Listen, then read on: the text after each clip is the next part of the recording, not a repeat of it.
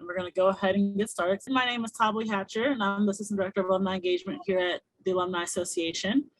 For those of you who may be less familiar with what the Alumni Association does, our office serves over 120,000 alumni around the world by engaging them with programming and events, networking, volunteering and mentoring opportunities, and leadership opportunities to support a lifelong connection with the university.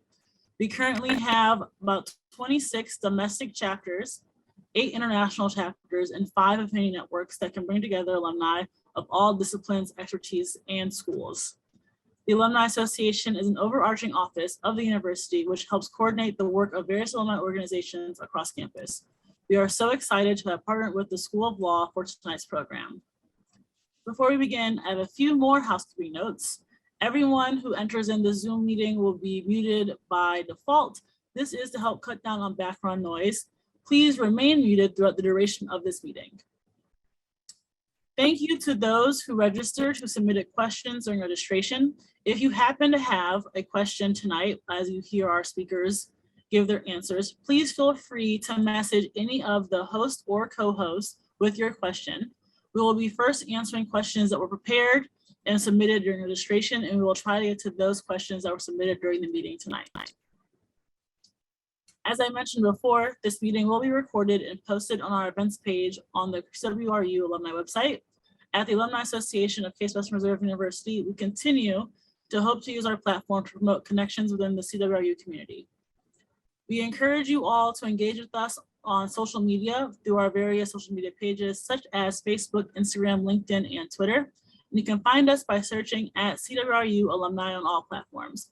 I will provide the links to those in the chat box in a few minutes.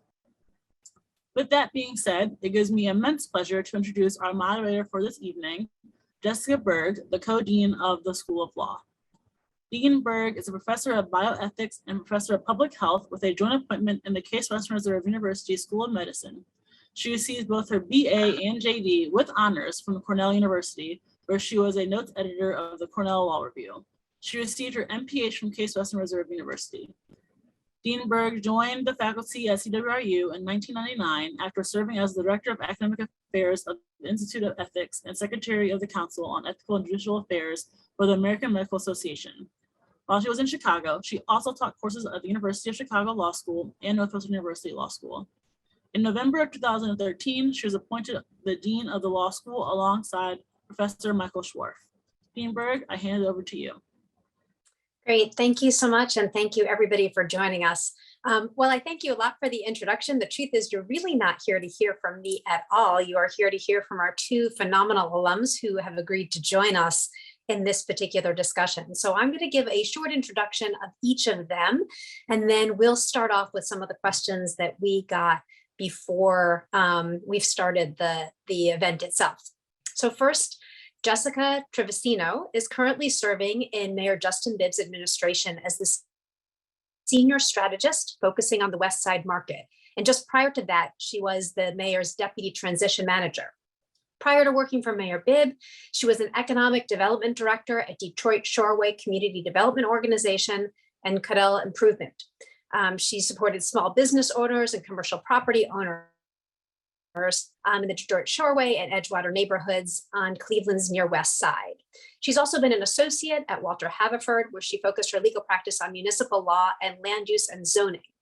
She graduated from American University with an interdisciplinary bachelor's degree in communication, law, economics, and government, and received her JD from Case Western Reserve School of Law in 2017.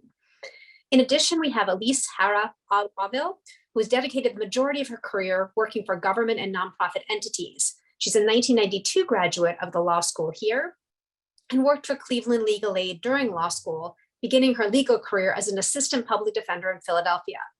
She's called Greater Cleveland her home for almost 2 decades. She specializes in human resources and employment law and served as associate counsel for the Greater Cleveland Regional Transit Authority, general counsel for Eliza Jennings Senior Care Network, and director of human resources and employment counsel for Cuyahoga County. She recently left the city of Westlake as the human resources manager to join Mayor Bibb's administration as chief administrative officer. Elise, I'd like to actually start with you, and I'm going to ask you both, you and Jessica, to answer the same first question. Just to get us started, could you tell us briefly why you decided to pursue a career in law, and then why you chose Case Western Reserve University. Sure. Thank you, Dean Berg. Thank you for hosting this and having us. It is a mutual privilege to be a guest of yours for this evening. So I happen to be one of those folks who in 7th grade knew I was either going to be a lawyer or a veterinarian. And after 4 years of Latin in high school, I was like, it's going to be law. So I very early on knew that I wanted to help people. I speak 3 languages, so I thought it was going to be international law. I applied and got accepted to McGill University with the idea that I would go to a dual program. And then I met my husband, and so that derailed that plan, and took a year off, worked in government, and then applied to Case because, again, I thought I would be doing international law. Clearly, that did not happen, but that's kind of how I ended up at Case. Great, thank you. Jessica, if you could tell us a little bit about why you chose law and Case Western Reserve School of Law. Of course, and you know, as Elise said, thank you so much for having us here this evening. Let's see, I, similar to Elise, kind of knew that I wanted to do something policy related, helping people. I didn't quite know what I wanted to do, but I knew I wanted to be like a character from the West Wing, and all of them seemed to be lawyers. And so I figured I might as well go to law school and see where it took me. I grew up in Northeast Ohio, and so I did my undergrad in Washington, D.C., and knew I wanted to come back to Northeast Ohio for law school. And so went to Case, you know, to be close to home, and because I knew I wanted to start my career in Cleveland. Great, thank you. I'd actually also like to hear, same from both of you, and we'll just go back. We're on with you, Jessica, now, so maybe you'll start with this and we'll go back to Elise. Have you had any female mentors, either during law school or after law school, that helped you along this particular career path? A great question. I would say during law school, I had a couple different mentors, mostly happened to be male associates that I was working with at Walter Haverfield, but was really lucky to also have a couple people, women who helped me kind of guide my career path. I would say mentorship is something I continue to look for. I consider myself pretty early in my career, and it's something that it's a skill set that I want to continue cultivating and looking for mentors as I continue on. Great, Elise. So I have been very fortunate to have just to serve as a mentor and to be a mentor, and so and to have mentors. So when I started out in Philadelphia, Charlie Cunningham was the assistant public defender who basically threw me in a courtroom and said, figure it out. And I was terrified. And then Phyllis Subin, who was his number 2, basically trained us to be able to litigate and deal with courtroom scenarios that look very much like Law and Order in Philadelphia, are not paralleled at all in Cuyahoga County. So I started out with courtrooms of 30 indigent clients that were all asking me if I was a real public defender, and Charlie and Phyllis were very instrumental in giving me the confidence that I think I have to this day. It just became part of my DNA. I think most interesting, as I don't want to say I'm in the twilight of my career, but I'm, you know, in yet a later chapter. I now have women mentors who are older than myself and are still very active in their professions. And I really admire how they really don't see retirement as an option just because they enjoy what they do as a career. And I think I feel the same way, that, you know, I love what I do. I love working. I love using my legal mind and my education. And so I probably have more female mentors now than I did as I was developing as a lawyer in the last, 25, 30 years. Just to follow up on that, did you find that you went through and were very deliberate about seeking out mentorship at different points? And if so, were there certain characteristics you were looking for in a mentor? For me, it's you want to have mentors who will showcase your weaknesses and then help you develop them into strengths. And so I think I was drawn to people who saw something in me and then would just throw me in situations because they believed that I could do it even if I didn't. And so I don't know if that's a characteristic, but that is definitely, I tend to gravitate towards mentors who will challenge me and then force me to become a better lawyer or a better person. Great, thanks. Jessica, I don't know if you have anything you want to add to that. I don't think so, no. While I've got you, were there any, this specifically for Jessica, were there any trailblazers that you kind of saw as a role model that inspired you to make any of your career choices that you did? I would say that, you know, I certainly look to like women in public office around the country as, you know, models and mentors, and to show me that, you know, a career like this is possible. If anything, I think I have a lot of confidence in myself to do things, and don't necessarily feel like I need a specific person to be a trailblazer. I think I'm willing to take those steps myself. But I will say that you know, I've worked with some really wonderful women who have shown me all of the different ways that you can be involved in local government, whether you work in local government or not. One of those women is Nora Kelly, who is actually a labor and employment attorney.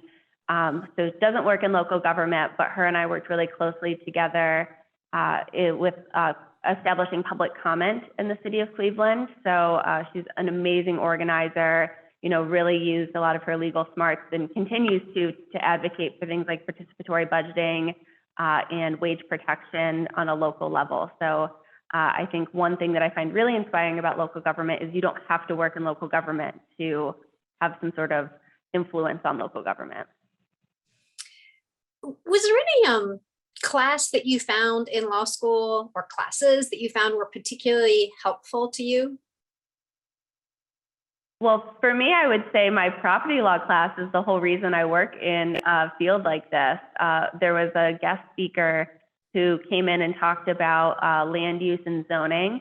And I didn't play The Sims as a kid, and I didn't know what zoning was. I had somehow gone through kind of my whole life without realizing that zoning is law and zoning is policy. And so that one guest speaker who was talking about zoning, so I'm sure most of the class was like not having a fun time. Nobody likes talking about zoning law. Meanwhile, I'm on like the seat of my chair asking like, so what is this thing that you're talking about? What is this policy that decides like how big people's houses are and how close their grocery stores are and whether they have bike racks outside of, you know, their public market, whether they have a public market? So I would say my property law class was hugely influential. And I reached out to that guest speaker at one point and was like, hey, like, thanks for changing the whole trajectory of my career with that one guest speaking spot that you did. Great. Elise, thoughts on that?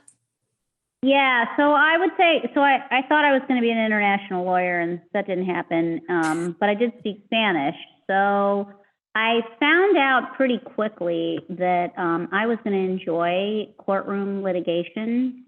So trial tactics and the clinics and the work that I did at legal aid, because even in law school, I could go to housing court with a lawyer and, you know, do oral arguments and cross-examinations, really took to it. And so if you had said to me when I started law school, oh, you're going to be on your feet in front of a jury all the time for the first 5 years of your career, I would have said, no way, I'm going to go work for the UN because that's what I thought I was going to do.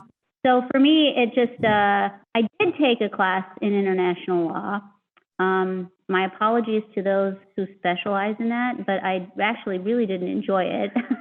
And then just really felt like if I could do hands-on work and be in a courtroom, that's where I thrived the most. And so the clinic was a game changer for me. Great. I mean, we do tell students, sometimes it's the class you take that tells you that's not the area you want to go in, or the job that you take that tells you that's not quite the area for you, that can be as valuable as the ones that tell you the direction to go. Um, I want to, shift a little bit and talk about the work that you're both doing right now. And one of the questions that came in was a request to know what you feel is the most rewarding aspect of both working for the city of Cleveland, and specifically if you have sort of a favorite part of working for the BIB administration. And Elise, why don't we start with you, and then we'll go back to Jessica. Okay. So one of my mentors was Kathleen Martin, and she was with the law department in 1995, because this is not the first time I worked for the city, but the second time. And I was in the law department, did a lot of litigation, civil rights defense work. And so I think this go around felt so different. Here I am almost, 25 years later, walking into the same city hall, only this time I'm upstairs on the second floor in the red room. For me, I think the most exciting part of the job is the mayor brings a lot of positive energy to this administration and to the city, and a lot of excitement. And I did not have the chance to work and get to know him actively during the campaign, the year plus that they did, but I think that energy translates very much to the administration. And so for me right now, my favorite part of the job is to bring all these new people together to the table with their expertise, figure out what problem needs to be solved and who are the best people, so that we can get the problem solved with the right team members and not work in silos. And that's really exciting, because I think the city is going to benefit from that kind of synergy. Great. Jessica, your thoughts? Yeah, so there's so much, that I find exciting and rewarding about this work. As Elise said, getting to be part of what I think is going to be a culture change and shift in City Hall. Even just watching, I've had a lot of friends, come over to City Hall in the last 3 months, because suddenly they are excited about this as a place to work and as a place to make change and see a difference in their city. And just, watching that kind of trickle throughout the community is so rewarding to see. For me personally, I feel very fortunate that right now I have a pretty major project, which is working on the West Side Market, this 110-year-old asset gem, institution in the city of Cleveland, and I get to play a part of its history for the next 110 years of the West Side Market, and the next 110 after that. Just feels like an incredibly fortunate job to get to work on, is get to see through this huge project with the West Side Market. So you may have sort of answered this in part, but I'm going to stick with you for a second and ask, what do you want to accomplish just generally, not necessarily specifics, although feel free to the specifics if there are ones, but what do you want to accomplish working for the BIB administration? Yeah, specifically, one of the things I would like to do is see, a major shift in operations at the West Side Market to support the small businesses there.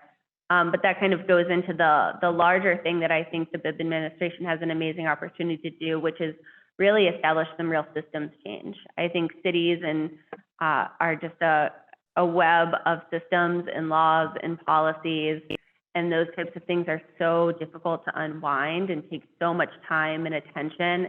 And I think the mayor has done a great job assembling a team of people who want to do that hard work and want to see those system changes through. And I think we all know it's going to take a lot of time to see those projects through. But I think overall, the thing that, one of the things I'm really excited to see is just how these systems change and how that change lasts, for generations to come.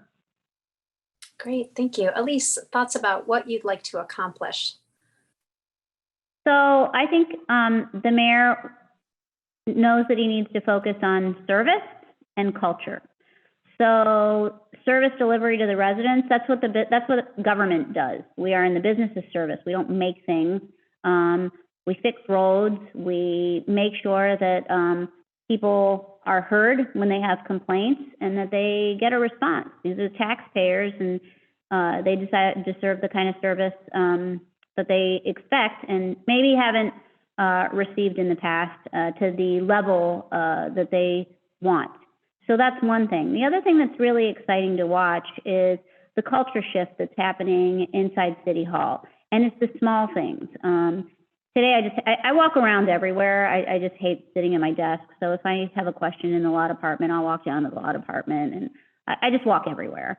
And I think that's very true of all of us in this administration, that we don't think we're actually in an ivory tower. We kind of roll up our sleeves and do whatever needs to be done.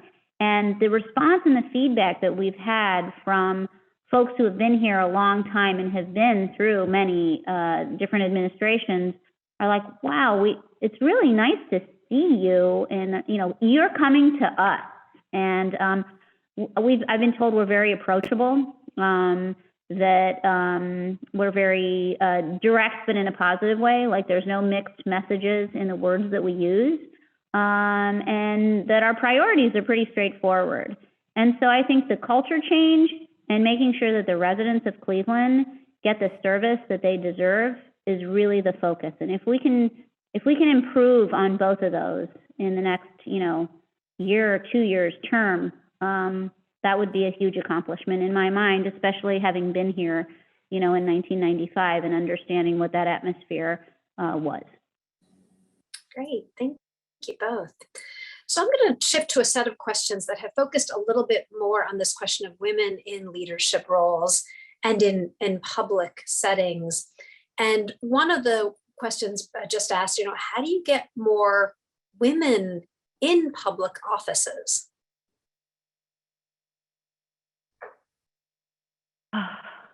What a question. How to get more women in public offices. In my undergraduate, I got a certificate in women policy and political leadership.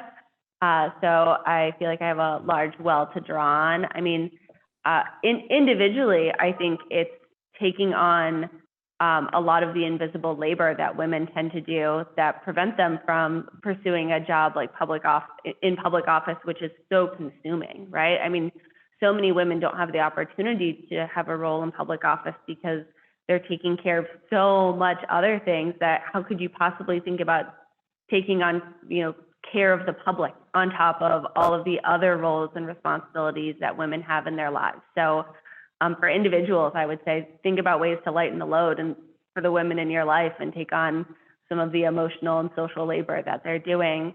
I think it's also, just encouraging women to take on, jobs or professions like law, all of those feeder professions that kind of feed into eventually being in public office. And then kind of piggybacking off of that, I think it's changing our profession or our perception on what makes somebody prepared to be in public office.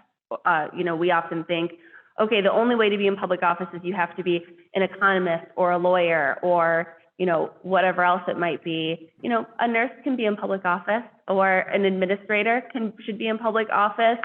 A lot of these traditionally female roles are also great feeders for public office. So really trying to change our perception of, who deserves to be in roles like this. Elise, so I think of public, yeah, I do. I think of being in public office as not necessarily being an elected official, but being responsible for the betterment of government, whether that be working for RTA, whether that be leading a department in utilities. I will tell you that in my lifetime, and maybe it's just because of the way I was raised, I never walked into a room feeling like I was a woman necessarily. I walked into a room feeling like I'm a person. And I'm a person who is either very good at what I'm doing in the role that I need, or I need to listen to those around me because I am surrounded by experts. So I have never felt this division or dichotomy because I've never given it any credit. If it was there, I dismissed it. And because I really, and maybe it's because I started as a lawyer in litigation in Philadelphia in a very hostile, aggressive courtroom setting every day. I didn't have a lot of time to deliberate and think, am I being treated a certain way because I'm a woman? No, I was being treated a certain way because I was a public defender, and I had to just kind of hit the ground running. So that's sort of always been my reference point when I kind of get work done. So another question that kind of follows on that a little bit, have you experienced what people refer to as kind of the old boys network? And it sounds like you're sort of saying to the extent that you could, you kind of push that to the side, but do you have thoughts on how that might manifest in some situations and advice on how to address that? You go first. I would say, have I experienced the old boys network? I worked at a pretty traditional private law firm for only a year. And I think there's a lot of reasons I didn't feel comfortable in that environment and didn't feel like it was the right fit for me.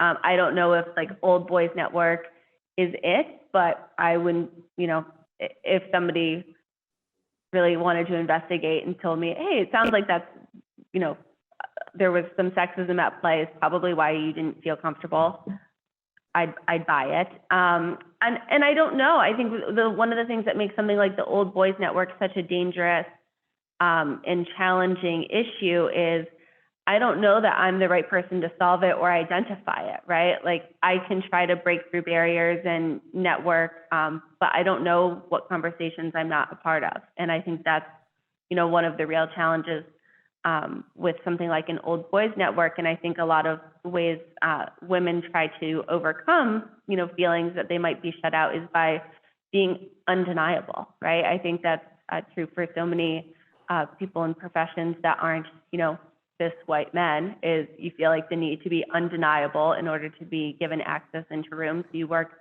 incredibly hard. I don't have a solution for that. I mean, that's still what I'm trying to do, is be undeniable so I don't feel like I am ever left out of a room. Great, thank you. So, good. I don't particularly think I have knowingly experienced it. However, I have been told on occasion that I need to be softer, which is interesting because when I think about that, I'm like, I wonder if I was a man, if I would be told I need to be softer. So what that leads me to believe is just that men and women communicate differently and have different perceptions of each other. And so I think, to Jessica's point, it's not necessarily anything I need to do as an individual, but perhaps as a group, we sometimes need to learn from each other and go, oh, I'm sorry, when you say it that way, this is what it sounds like. When I say it, why are you hearing something differently? And so it's a question of making sure that the group dynamics are solid and that people are listening to each other, whether they're men or women. But I just also, I don't know, I guess I'm rather fearless, and I think Jessica is too. So when you walk into a room feeling like you're confident and you're going to tackle it, are there times I've had to fake it? Yeah, when I was a very young lawyer and I didn't know what I was doing. Now I'm in a different place, but I just think that I still have to listen to others and make sure that they also hear me and that we're on the same frequency. And it's not always easy. We have a very diverse group in leadership here under the Bibb administration. And so it's important that we all hear each other. Yeah. I would say you're also talking to two women who I don't think mind being called bossy and other words that start with B, right, in order to, find our way and, make sure that things get done in the way that they need to get done. Great. Another question that was asked was whether or not either of you are ever interested in running for an elected office. If so, what kind of thing might you be interested in, and why or why not would you consider an elected office? I'll let whichever one of you wants to go first. Well, I'm a no, and I'm a firm no, because I don't necessarily, I like to do things, I like to get things done. And so for me, being an elected official means I have to campaign and I have to run and I have to keep promises. And I feel like I have to let others get the work done. I prefer being the person who is getting the work done. And I've always enjoyed that.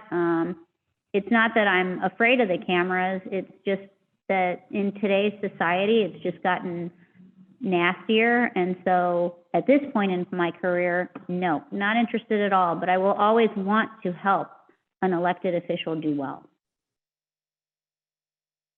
I would say I'm a solid maybe. I might run for office someday. I waffle back and forth. My husband and I were on vacation like years ago now, before Mayor Bibb that he was running for office. And my husband was like, why don't you just run for mayor? You could be mayor. And I was like, it's so overwhelming to think about. Like, people are going to be so mean to me.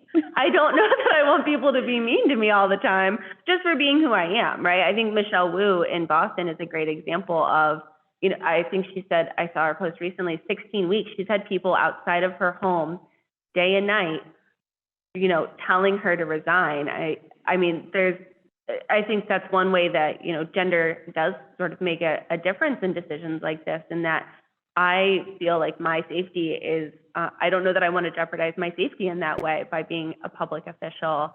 But I'm a solid maybe. If I ran for office, it would be probably something like city council. Mayor Bibb doesn't have to mark his calendar and get nervous that I'm going to come after him in a couple of years. But yeah, I'm a maybe for all sorts of reasons. Great, thank you. Another question that came in, and I'm going to flip over here and take a look at the chat soon. So if people want to put questions in the chat, please feel free to. But one of the other ones that came in was whether or not either of you serve on any boards. They didn't specify for-profit or not-for-profit. And do you have any advice for people who might be interested in doing that? I serve as treasurer of the American Planning Association. So that's a like professional association that is also a nonprofit. I've been doing that since law school. It's actually one of the ways I networked to get into my first role at Walter Haverfield. I would say for those who want to be involved in a board, boards are looking for you. So just say that you're interested, show up to meetings, be prepared, read previous minutes, know kind of what's going on in the board, and, you know, just get yourself involved. You don't have to have a formal role in an organization to be involved in that organization. And if you're, you know, involved, you're going to be the first person they ask as soon as an opportunity arises. So I've been on a lot of boards, and I've also volunteered for organizations. And currently I'm on the Cuyahoga County Human Rights Commission, which is nice because that's actually more of a working role. Complaints may come before us, and we get to basically help make decisions on those complaints. What I will say is I think boards are great. I generally prefer new boards. I was a founding member of Graffiti Heart, and so I like to get things started, and then after a year or two, when everything's kind of settled, I pull out and I look for something new to do. I think my most rewarding work has been for El Barrio or the Urban League, where I actually go in and either help with mock interviews or help do a resume workshop. I enjoy doing that a lot. And so I think if you are going to decide whether you're going to volunteer or be a board member, you have to decide, what role do I really enjoy? Do I want to be part of strategy, or do I want to roll up my sleeves and give my time? And I've done a little bit of both, and I prefer to give my time and roll up my sleeves. Great, thank you both. All right, I have a few questions that came in on the chat. So one of them is, what advice would you give to current pre-law or law students who are trying to find their path forward in their career? I'm going to tackle this one first because it's really funny. I am the biggest planner in the universe. You know, like I said, 7th grade, it was either going to be law or veterinary school. But ever since I left law school, every single door that has opened has had nothing to do with the trajectory that I thought I was going to take. And I have been so fortunate to do so many different things in my career with my law degree. And so I would say, do not, if you passionately know what you want to do and you want to push those doors and you get that, that's fantastic. But don't be discouraged if a door closes, because another one will open. And even if it's something that you never thought you would be interested in, explore it, because that is exactly how I have ended up where I am today. I would have never guessed in a million years the trajectory that my career has taken, but it's been pretty fulfilling. I think what I would add is that you don't have to be passionate about your work. You can be passionate about other things in your life that aren't work. You can find, you know, something that brings you contentment and that you feel like you're good at and that you can do every day. And it's okay. I mean, I have plenty of friends who don't have a passion and who are leading totally fulfilling lives, or don't have a passion for their work, and find passion in other places, leading totally fulfilling lives. I think a lot of law students feel pressure, and like new lawyers feel pressure to like find your niche and find the exact thing that you're going to be good at and that you're going to absolutely love doing every day. You're never going to love what you do every day, I don't think. I've yet to find a job that every single day I love everything I'm doing all day. So I would say try to take some of the weight off yourself of trying to find that passion, and just let it kind of come to you. You know, I didn't know sitting in a property law class that I was going to learn about zoning law, and there would be no way for me to seek that out, right? Like, keep yourself open to opportunities and keep yourself open to things that sound interesting, and start exploring, right? Don't feel like you have to tie yourself to one thing and stick with it forever. You can figure it out. You have time. There's nothing but time. So I'm going to reinforce what I've heard both of you say, because I've given the same advice to students of this being open to opportunity. I think it's not just that you don't have to find the grand passion, but it doesn't have to be your perfect or ultimate job in the first few things you try doing. And you may find that that pathway becomes your perfect or ultimate job as you go that direction. So I do think that being open to opportunity, because I found the same in my career. I didn't plan out my career. And if you had asked me about it, it probably would have gone various different directions at different points in time. But being open to the opportunities that came my direction and being willing to explore them. And in that sense, not just kind of dabble, but, really explore something, put your time and energy into it. You'll find a lot of fulfillment in things that you might not have otherwise expected. Another question that came through was if you could change anything in your career path, what would it be? And another way to think about this is, if you could go back and tell yourself something early on, what would you have said to yourself? Answer either one of those. Well, being the older one, I'll answer that by saying, calm down, just calm down. Just, and I think this is something actually that women probably encounter more than men, especially in law, is the idea of doubting myself, especially early on in my career. And even though everything that I tackled probably ended up having a good result, I doubted my ability to get there while I was doing it. And I would say to my younger self, you're going to get there. So just calm down and don't doubt yourself so much, because you have the right skill set. It's something that I relish right now, being later in my career, that I'm pretty chill about everything. There's nothing that really ruffles my feathers. It would have been really nice to have that in my 20s. So I think that's what I would tell my younger self. Yeah, I I'm 5 years out of law school, so trying to keep like that in my own perspective. I will say something I tell myself regularly is try to focus on like what's in front of you. I tend to, try to think about, okay, well, what am I going to do 2 years from now, and 3 years from now, and 5 years from now, and 10 years from now? And I pull myself back all the time to say, you don't know what you're going to do 2 years from now, but like, what you're going to do right now, and what you're going to work on tomorrow, and what your goals are, in the near term. So just, kind of keep telling myself that, keep your options open, do the best job that you can with what you're working on right now, and trust that, I also constantly try to tell myself to like, trust my instincts, trust my education, trust my background, trust myself that I'm doing everything that I need to do in the right way, but then still asking for a lot of help along the way whenever I don't feel sure of myself. Another question that came in is,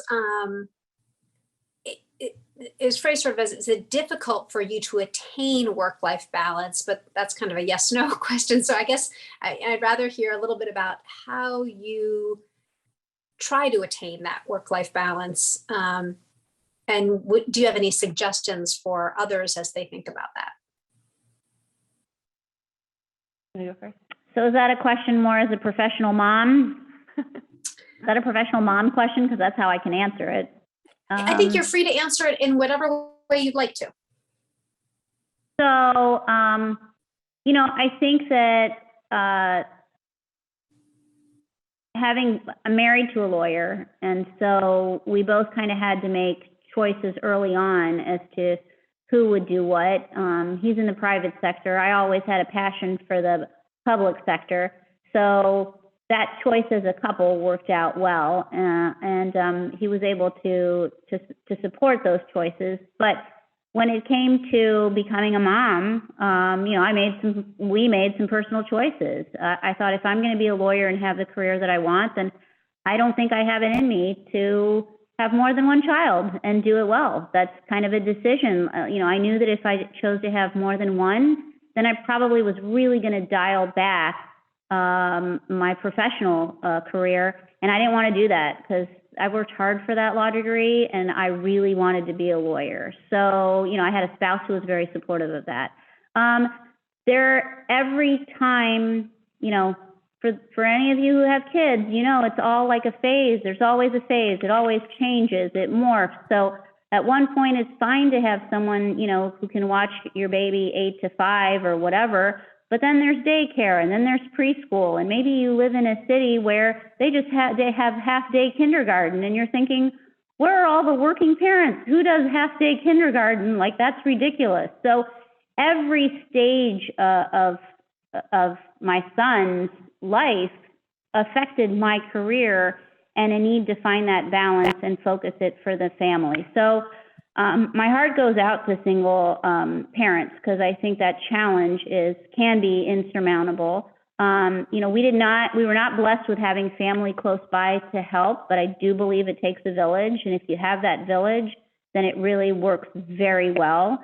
And I'm in a very different place today because I can work 12 hours if I want to, because I have an adult son who is completely independent. And it is very, probably the first time, I'll just share this anecdote, is he was like, Mom, you're working too hard. And I said, you don't understand, honey. I really am enjoying this because I have no responsibilities at home. I can dive into this career, and I have the benefit of the confidence because I've been at this for a while.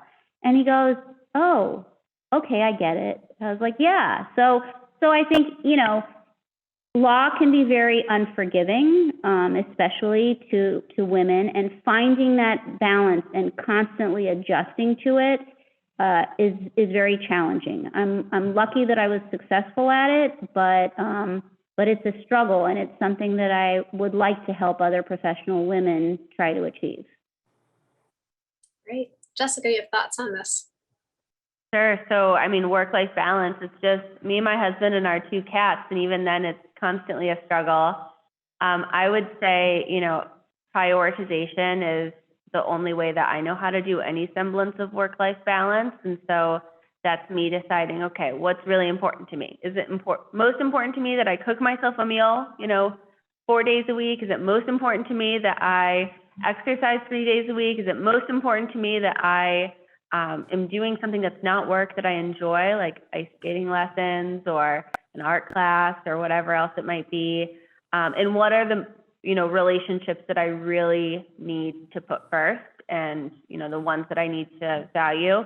And then what are things, frankly, that I can pay other people to do for me, right? Like I can pay somebody to clean my house, and I do, right? That's the only way I know how to do it, right? Because I can't do it all, and some of the things I just have to delegate to somebody else and have the privilege to be able to do some of that. But I don't think I could do work as many hours and as hard as I want to work, get as much done without having that really clear idea of like, what are my priorities, and checking in with myself to say, are those things that are my priorities, am I treating them like my priorities? And if I'm not, then making adjustments to how I'm operating on my day-to-day to make sure that they are my priorities. Otherwise, I won't be operating at work the way I know I need to be. I mean, I'll add, just because I also hear this question quite often. And I think it's important to realize that there's no one balance, and it's not like you achieve a balance. It's a series of choices you make every day, and sometimes multiple times within a day, that really allow you to weigh out, like Jessica was saying, kind of your priorities in different settings. And I tell people, listen, you will many times feel like you are not doing enough in all of the areas you are trying to balance, and to just remember to be kind and forgive yourself. We put a lot of pressure on ourselves to achieve certain things, and I think we have expectations of ourselves that somehow we're going to find this magic balance, and then we'll feel like we're doing everything perfectly. It's not like that. It's not like a balance where you get there and you think, oh, I've got it all perfect. It's a set of trade-offs where you often will question and feel like, well, I needed a little more time for X or Y or Z, even though I've tried to balance all of those things. So even the idea of a balance, I think sometimes puts more pressure on women, particularly, to figure out some of these things. So I'm going to wrap it up in a moment, but I did get one question here that I do want to let you guys finish up with, because I think it's a nice way for you to inform the audience. And the question was, how can those of us out there, or alumni who are out there, or others with the university, or maybe just others within the city, coordinate, partner, or support with you in meeting the mayor's initiatives of service and culture? A great question. I would say I am a huge advocate for civic participation. If you see something in your neighborhood and you think it should be better, make it better. There's nothing stopping people from taking ownership of the places or the things that they think need to be fixed. I did, when I had finished law school, did an event called Clean Up, Drink Up. It was a bar crawl where we cleaned up litter in our neighborhoods. So that was a really fun way to solve a problem that I saw that needed to be solved. I think just taking ownership of your neighborhood and really trying to point out problems and come up with solutions as much as you can. And I also think just being positive about Cleveland is so helpful. Cleveland has this like negativity complex where we say like, it's so dreary, it's so bad. Only in Cleveland would this horrible thing happen, right? Like, there's this whole complex about like only Cleveland is uniquely this bad, but Cleveland is also uniquely good, right? And I've seen just at the West Side Market this dramatic shift in customers going from saying like, what's new at the market, right? Waiting to hear some sort of horrible story from vendors, to excitingly saying, what's new at the market, right? Like we want to hear what's changing, what's happening, what's going on. And You know, as much as there's a culture shift happening in City Hall, we also, I think, need a culture shift within the city of Cleveland, where we are all, you know, advocates for this city and excited to live here, because I love living here. If I didn't, I'd move and I'd find somewhere else to live. And so I think there's a lot to be said for being positive about the city and taking ownership on what you can take ownership for. Great. So I would say Elise. that following the city on social media is critical. And then the issue that I would challenge to all of you is tweet something nice about Cleveland once a day. Just one tweet. If everybody does it, to Jessica's point, it creates so much, there's such a response to things that are positive. And I think this mayor is probably the most positive boss I've ever had, and really wants and truly believes at his core that Cleveland is not just a great place, but should be one of the top 5 cities put on the map in this country. And he's working towards that. And so help him with social media, because it's such a active tool and such a part of what everybody does in the coming generations, that it spread the word once a day. One more thing I'll add, specifically for case students: don't move. Case students, Or come back. Case students, Move and come back. My friend's small school moved away. Yeah. Don't move. Keep Yeah. living here. Mm-hmm. Mm. We left for a little bit, but we came back. Well, thank you City both. has pride. I Won't get love the city ending proud. on what is a positive note, suggesting that people tweet something positive. I think that's fabulous advice. I really want to thank both of you, Elise and Jessica, for your time, for your insights and advice that you provided here. We appreciate you spending the hour with us. Thank you, everybody else who joined us on the call and for sending in your questions ahead of time and during the chat. And I think there's some final housekeeping pieces. I'm going to pass it back over and let people wrap it up.